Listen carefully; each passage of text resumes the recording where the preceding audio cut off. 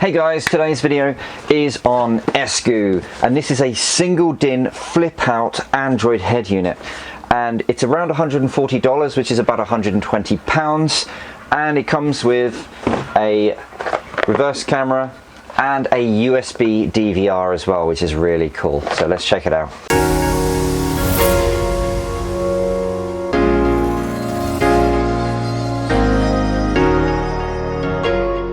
So if you're aware of my channel, you've probably seen that I've reviewed a couple of the Essgoo units. They are always on the budget side of the Android head units, but they're pretty decent.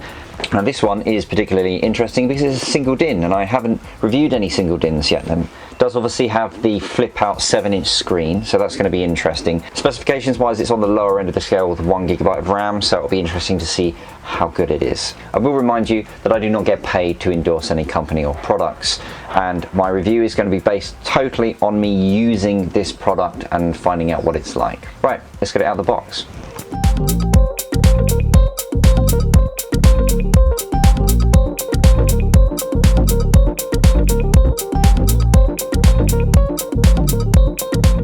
And here it is, and as you can see, it looks pretty nice, pretty basic, no other screens on the front here. So you've got a proper volume knob, and I know that a lot of you will appreciate that. You've got a couple of USB ports over here and a micro SD card slot here, and then you have the power button, menu, navigation, and the open button, and a couple of track changes here. These are all physical buttons on the front of this unit. You can see the screen protruding slightly up here as well. Then you can see it has a cage already installed. That's going to allow it to slip in and out of a single DIN hole on a car dashboard.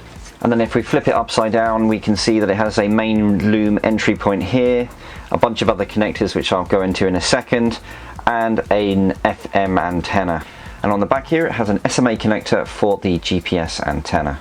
Also in the box you have a manual, a main loom with cut-off ends, an antenna extension wire, a USB port, a GPS antenna, some radio removal tools, a reverse camera input, a loom which has video and audio input, an amp trigger wire, and then you have 3 RCA outs, left, right, and subwoofer, and a video out for rear monitors. Right, I'm going to set it up in the jukebox test station and we can check it out. And here it is installed in the jukebox test station.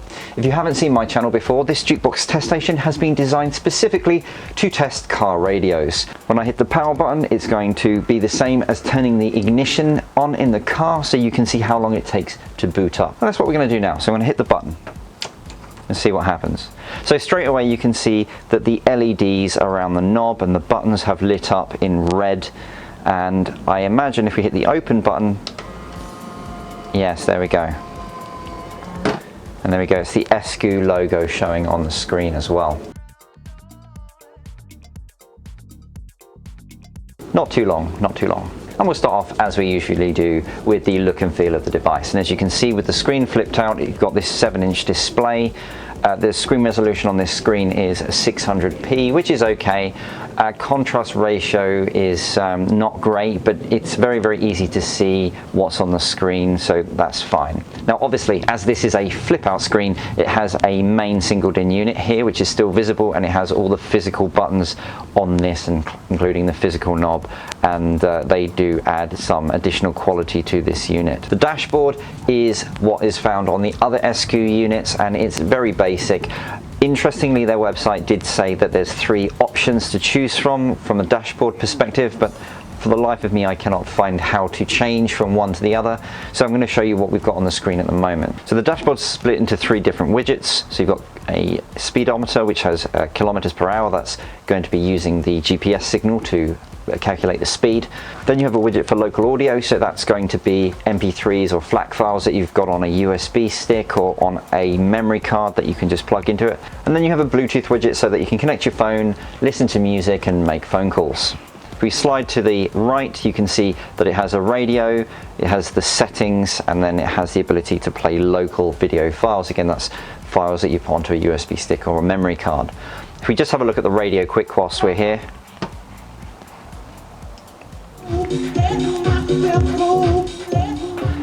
You you will see that it has the ability to have presets along the bottom. You can have 6 presets, and one of the things that it does actually have is RDS. So you can see at the moment it's showing Classic FM up here, but the RDS does not actually save onto these buttons, unfortunately. So it only shows the frequencies rather than the actual name of the station, but that's not the end of the world.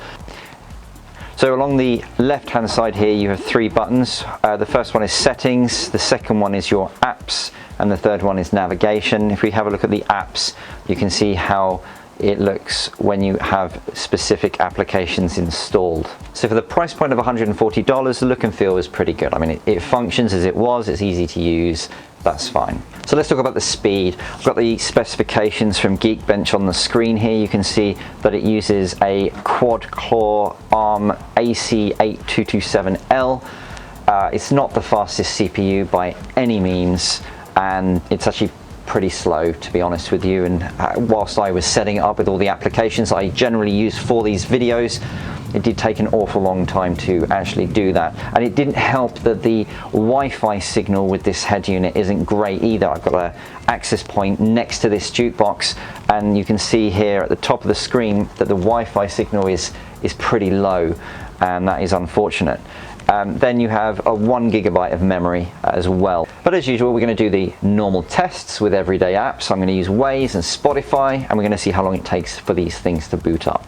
So we're going to go into apps, I'm going to hit Spotify.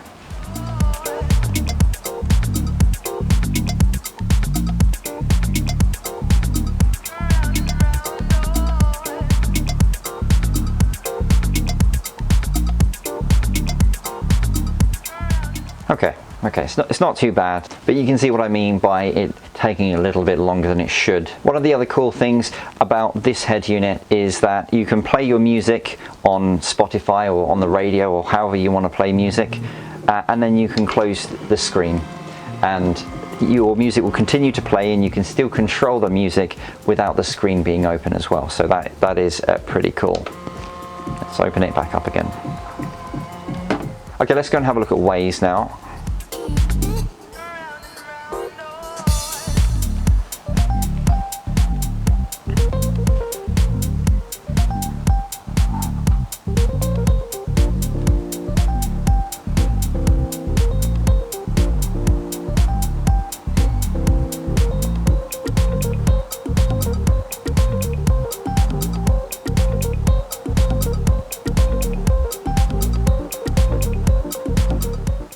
Okay, there we go. So yeah, it takes quite a long time for the applications to load, but once they're there, you know, they're fully functioning. It's not lagging or anything. It's just the initial point of loading that app using the processor to get the app on the screen. It just takes a little bit of time. Now, I want you to remember that it's only $140, which is considerably cheaper than most of the other head units that I have tested. So you get what you pay for with regards to speed. But it's fine, like it works. Oh, and the other thing that I want you to remember is, even though it took all that time for me to open these apps, if I wanted to go back to Spotify, I can just go back into it and it's there instantaneously. And the reason for that is because every time you open an app on an Android device, it saves it to memory, which means you can switch between the two.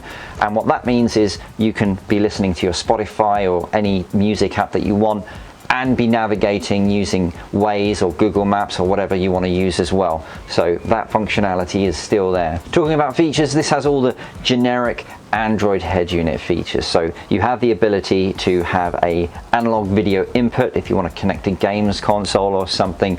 It has the ability to play back video files and music files as usual, and then it has the cool stuff that you wouldn't get with the big brand head units. For example, you can watch Netflix on it, which is really cool.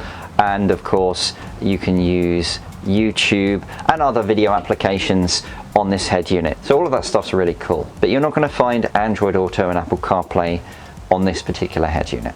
So let's look at the car integration side of things. What we normally look for with car head units is their customizability to make them look like they're part of the car, and by that I mean, can we change the colors of the buttons to match the interior of the car? Can we set a boot logo to say the brand of the car when the thing is booting up so it looks like more part of the car?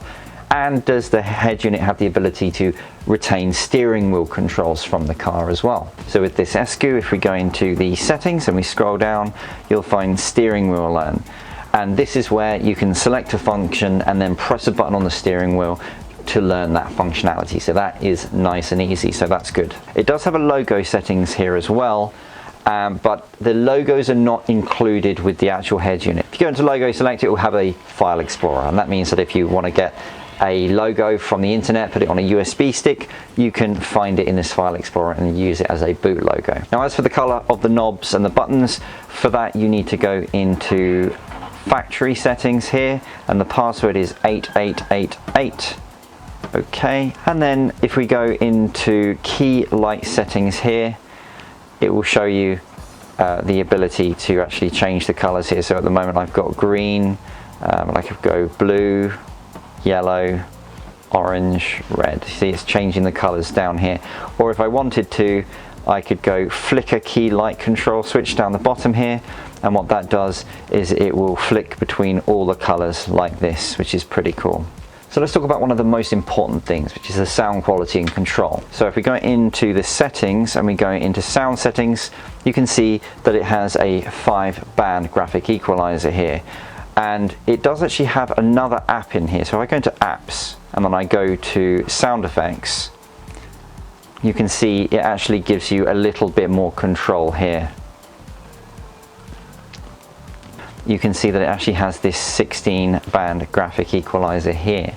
So the sound quality is not going to win any awards. It's not bad, it's okay. For the price point, $140, yeah, it's fine. It's obviously not anywhere near as good as the very high-end units with the very clever DSP chips that they have, but it does sound okay.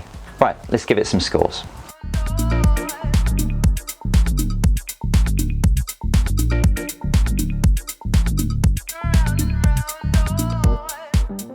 As usual, I hope this video was useful for you.